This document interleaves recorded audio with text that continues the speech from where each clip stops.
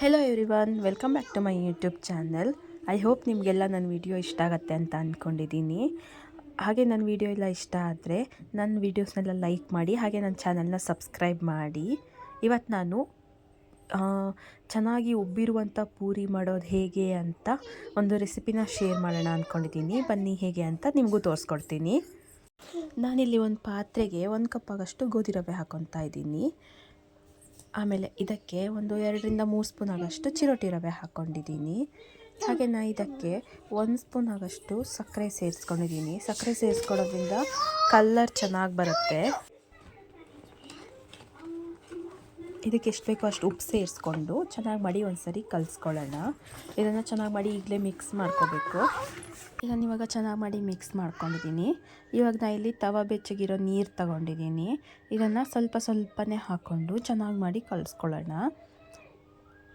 ನೋಡಿ, ಇಲ್ಲಿ ನಾನು ಸ್ವಲ್ಪನೇ ನೀರು ಹಾಕ್ಕೊಂಡು ಇದನ್ನು ಚೆನ್ನಾಗಿ ಮಾಡಿ ಕಲಿಸ್ಕೊತಾ ಇದ್ದೀನಿ. ಚಪಾತಿ ಹದಕ್ಕೆ ಕಲಿಸ್ಕೊಂಡ್ರೂ ಸಾಕು, ಅದಕ್ಕಿಂತ ಒಂದು ಚೂರು ಮೆತ್ತಗಿದ್ರೆ ಒಳ್ಳೆಯದು.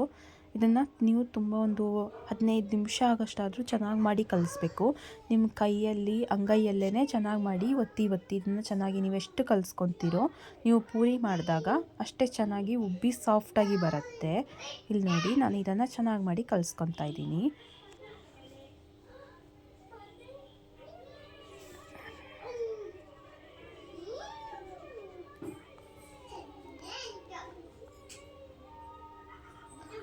ನೋಡಿ, ಇಲ್ಲಿ ಈ ಹದಕ್ಕಿದು ಬಂದಿದೆ.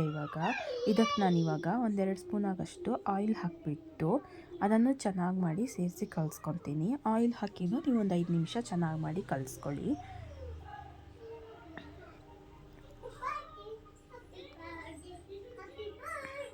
ಇವಾಗ ನೋಡಿ, ಇದು ಹಿಟ್ಟು ರೆಡಿಯಾಗಿದೆ. ನಾನಿವಾಗ ಇದನ್ನು ನೀವೊಂದು ಅರ್ಧ ಗಂಟೆ ಆದ್ರೂ ನೆನೆಯಕ್ಕೆ ಬಿಟ್ಟರೆ ಇದು ಚೆನ್ನಾಗಾಗತ್ತೆ. ಇಲ್ಲಿ ಒಂದು ಅರ್ಧ ಗಂಟೆ ಆಗಷ್ಟು ಇದನ್ನು ನೆನೆಯಕ್ಕೆ ಬಿಡ್ತೀನಿ. ಇವಾಗ ನಾವಿಲ್ಲಿ ಒಂದು ಪ್ಲೇಟ್ ಮುಚ್ಚಿ ಇದನ್ನು ಸೈಡ್ಗೆ ಎತ್ತಿಟ್ಟಿದ್ದೀನಿ. ಇವಾಗ ನೋಡಿ, ನಾನು ಕಲಿಸ್ಬಿಟ್ಟು ಅರ್ಧ ಗಂಟೆ ಆಗಿದೆ. ಇವಾಗ ಒಂದು ಸರಿ ಚೆನ್ನಾಗಿ ಮಾಡಿ ಕಲಿಸ್ಕೊಳ್ಳೋಣ. ಹಿಟ್ಟು ನೋಡಿ ಎಷ್ಟು ಸಾಫ್ಟಾಗಿ ಬಂದಿದೆ ಅಂತ.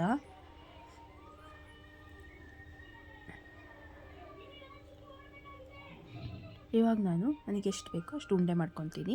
ನೀವು ಒಂದೇ ಸರಿ ಎಲ್ಲದನ್ನು ಉಂಡೆ ಮಾಡಿಕೊಂಡು ಲಡ್ಸಿಟ್ಕೊಂಡು ಎಣ್ಣೆಗೆ ಬಿಡೋದಕ್ಕಿಂತ ಒಂದು 5 ಮಾಡ್ಕೊಳ್ಳೋದ್ರಿಂದ ಪೂರಿ ಗಟ್ಟಿ ಆಗಲ್ಲ.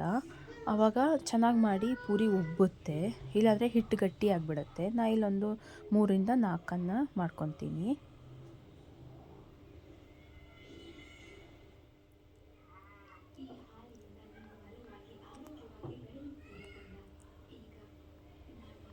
ಇಲ್ಲಿ ನೋಡಿ, ನಾನು ಇಷ್ಟು ಇದರಲ್ಲಿ ಸೈಜಲ್ಲಿ ಲಟ್ಸ್ಕೊಂಡಿದ್ದೀನಿ.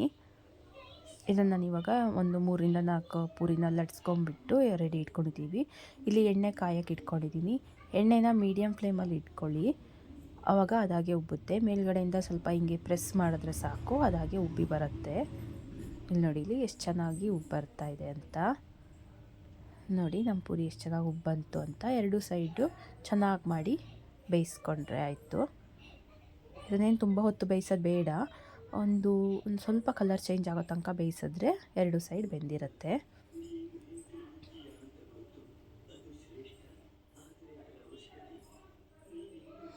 ಇಲ್ಲಿ ನೋಡಿ, ನಮ್ಮ ಪೂರಿ ಎಷ್ಟು ಚೆನ್ನಾಗಿ ರೆಡಿಯಾಗಿದೆ ಅಂತ.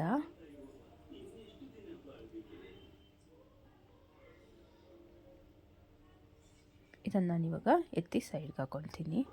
ನಾನಿವತ್ತು ಪೂರಿನ ತರಕಾರಿ ಸಾಗು ಜೊತೆ ಸರ್ವ್ ಮಾಡ್ಕೊತಾ ಇದ್ದೀನಿ. ನೀವೇ ನೋಡ್ಬೋದು ಪೂರಿ ಎಷ್ಟು ಚೆನ್ನಾಗಿ ಬಂದಿದೆ ಅಂತ.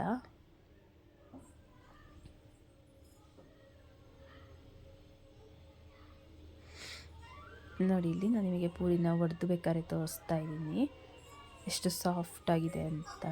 ಸ್ವಲ್ಪನೂ ಗಟ್ಟಿಯಾಗಿಲ್ಲ. ನಿಮಗೂ ಇದು ಇಷ್ಟ ಆಗಿದ್ದರೆ ನನ್ನ ಚಾನಲ್ನ ಸಬ್ಸ್ಕ್ರೈಬ್ ಮಾಡಿ. Thank you for watching.